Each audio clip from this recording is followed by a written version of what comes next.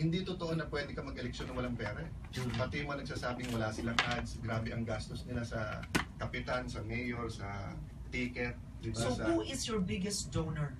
Ito ba? Ang mga ginagawa Zamora ba? ko, Ang mga Zamora, sir? Actually, hindi. Marami nag-iisip na sila yung malaking magbigay ng pera. But actually, ang nagawa nila over the last 15 years sa akin, maraming napakilala. Because very respected sila na businessmen. They treated me like a son. Both si Congressman Ronnie at yung mga kapatid niya. So more of nakakasama ako sa social, sa mga party. Then nung naging mayor yung wife ko ng Taguig, we never asked any businessman there for anything. Kasi there's a thin line between extortion at humihingi ka.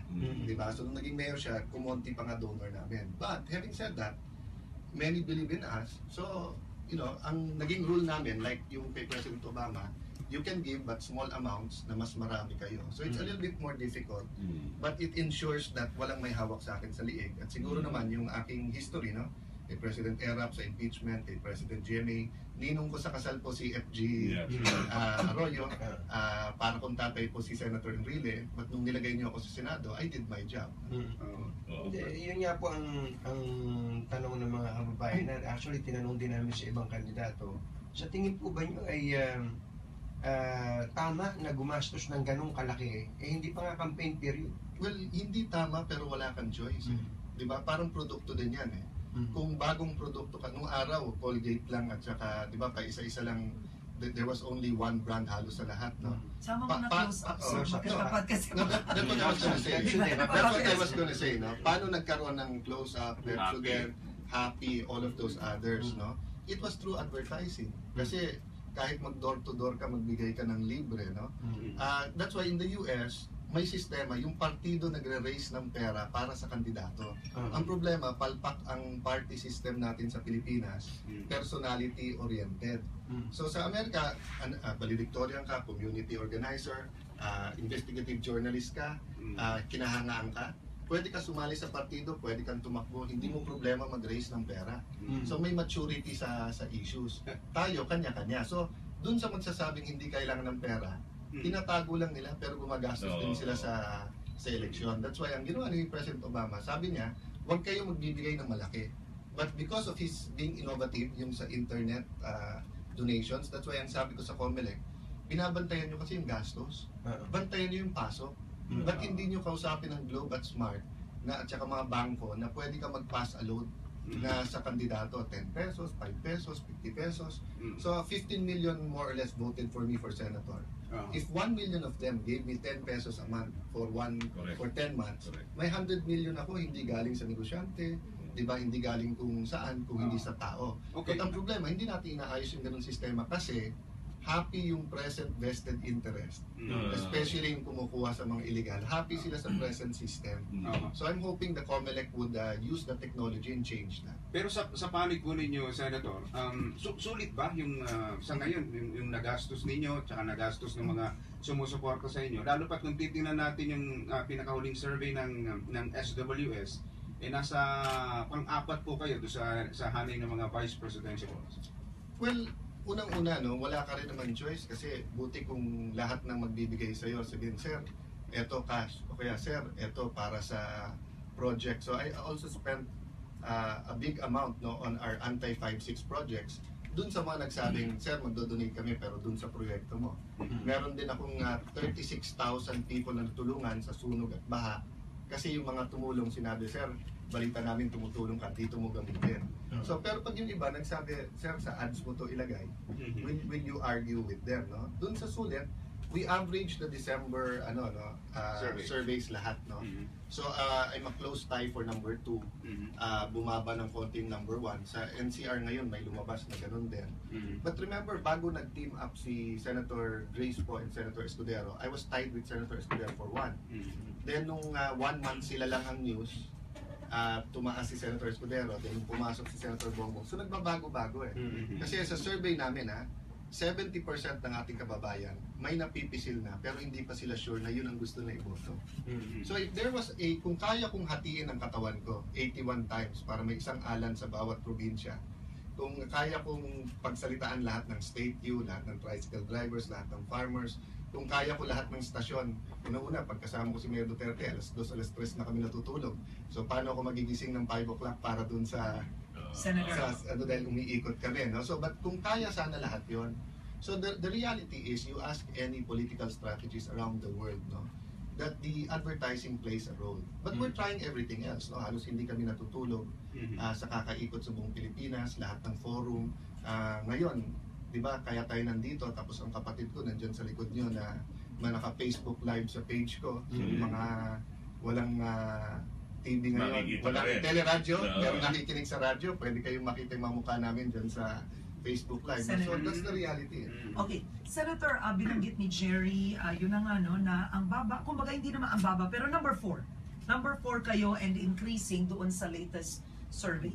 Ang tanong ng ilan, ito maraming nagte-text, hindi po ba dahil dito, ang tanong ng ilan, nilunok na ni Alan Cayetano ang kanyang prinsipyo at pananampalataya, ang nangyari inconsistent na daw kayo. Etong point ng listener, si Alan Cayetano na lumalaban sa korupsyon ay dinidepensahan si Duterte na bukod sa umaamin na pumapatay daw siya ng tao, ay friendly pa kay VP Binay at kay dating Pangulong Arroyo.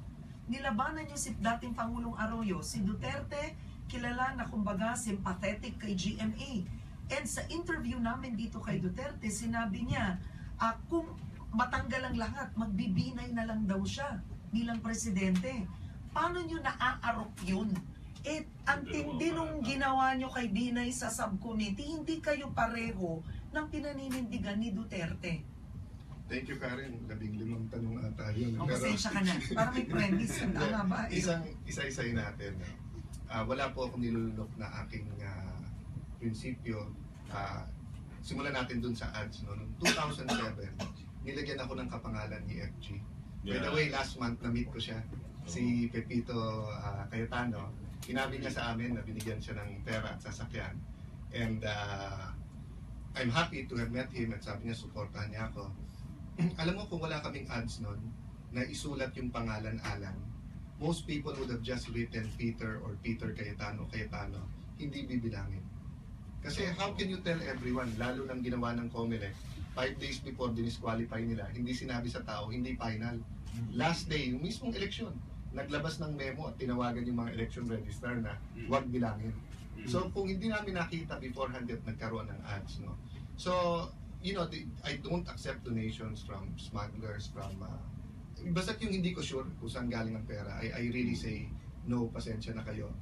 Okay, na kay Mayor Duterte, unang-una dun sa pumakatay, he stated a number of times, walang extrajudicial killings, we follow the Constitution. Ang sinasabi niya, ito din po, ang sinasabi sa pulis sa Europe ngayon, yan ang sinasabi sa pulis sa Japan, yan ang sinasabi sa pulis sa Amerika. Pag sinabi mo hands up at hindi tinaas ang kamay, pag bumunot yan, paputukan mo na. Kasi don't risk your life. Ang sinasabi ni Mayor Duterte, pag lumaban, pwede ka mag-shoot to kill. Now, question, hindi ba yan ang sinabi ni Pinoy at saka ni Secretary Mar Rojas sa Zamboanga? Sa Zamboanga, ang MNLF gusto nang umatras kasi ano yung putukan eh. Pero dahil grabe na yung damage at galit yung mga taga Zamboanga, sabi po ni Pinoy, hindi kayo pwedeng tumakas o umalis na lang. Nagde-negotiate sila, alis na lang daw sila. Sabi ni Pinoy, either surrender kayo or putukan tayo, patayan na. And that's what happened. Ganon din kay Marwan. Hindi ba ang sinabi ni Pinoy, kunin si Marwan? Hindi naman sila kakatok doon sa kubo niya na may dalang search warrant eh. Alam na nila na dead or alive yun. So, ganon din yung kay Duterte. Kaya lang, mas mabulaklak yung the way he says it. That's why when he said there's no cleansing without blood, no, not only was he quoting a patriot, no, in the US, it was also his way of saying na talagang may lumalaban eh. Now, kay GMA, kay Bong Revilla, Kay Binay. and kay Binay. Okay, kay Binay muna, hindi naman seryoso yun eh. Di ba yung Hindi sabi, kayo pag nag-iwan. na-disqualify siya, kay Binay na lang. Kasi pag disqualify siya, sino ba magdi-disqualify sa kanya? Di yung administrasyon. O, di ba? O, hindi kung administrasyon, gaganyanin mo yung eleksyon, loloko-lokohin mo yung eleksyon, o hindi yung kalaban nyo na lang manalo. Hindi naman yung sinabing mas okay si Binay. I mean, you have to get used to how he answers and his mental process, no? But in the rallies, he introduces me na eto ng bulgar ng corruption ni Binay. Kay Gloria po. Kay GMA, nangyari ito recently, di ba, kay Bong Revilla. And I've had a lot of private conversations with him. Sabi niya sa akin, number one, Alan, hindi trabaho ng presidente yan. Trabaho ng presidente, ayusin na independent at mabilis ang judicial system. But trabaho ng ombudsman at trabaho ng korte, tignan ng ebidensya at i-convict sila. So, takpan mo ang pangalan ni GMA, takpan mo ang pangalan ni Bong Revilla. Kasi ang tanong sa kanya sa Cavite, Sir, kung mahina ang ebidensya, makakapag-bail ba si Senator Bong? Takpan mo yung pangalan ni Senator Bong.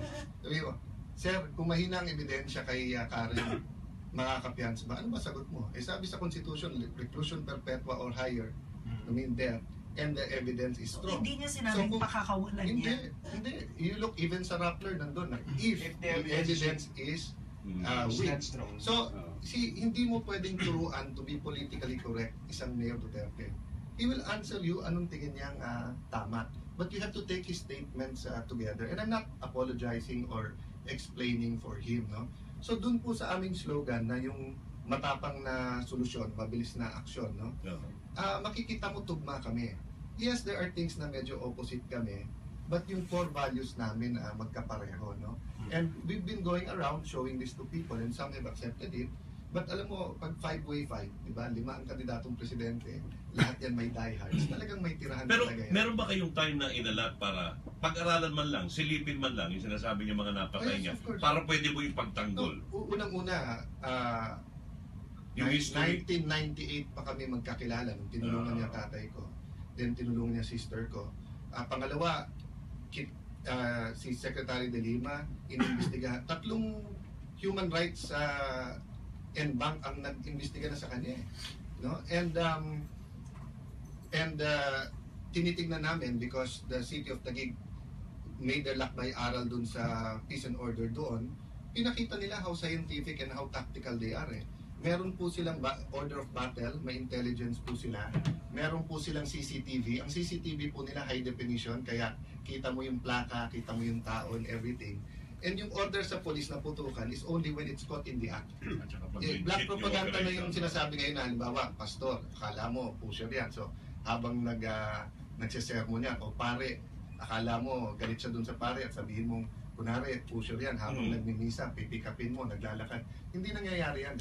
I think if Mayor Duterte did not have Davao, then may argument tayo. Anong klaseng presidente siya? But just go to Davao, ask the people there, kung takot sila. Ang criminal lang ang takot yun but ordinary people, walang takot na mistaken identity. Isa pang issue na ipinupukol sa inyo, Senator, ay dynasty. Katulad ang Taguig daw, katulad ng Makati, ay pinangangasiwaan lang ng isang pamilya.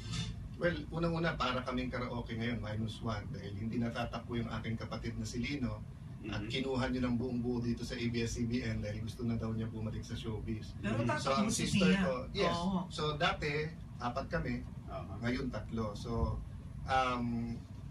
you know, if you look at the Bible, if you do good, pinapasa yan for generations. No?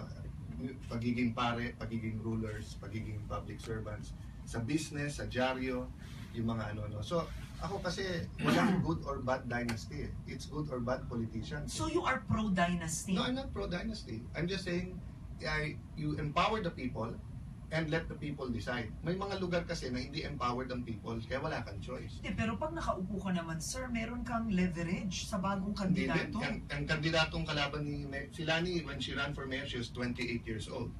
Ang kalaban niya, justice ng Supreme Court. Ang nakaupong mayor, anak ng justice ng Supreme Court. Yung vice mayor, asawa yung treasurer na may hawak ng mga balota.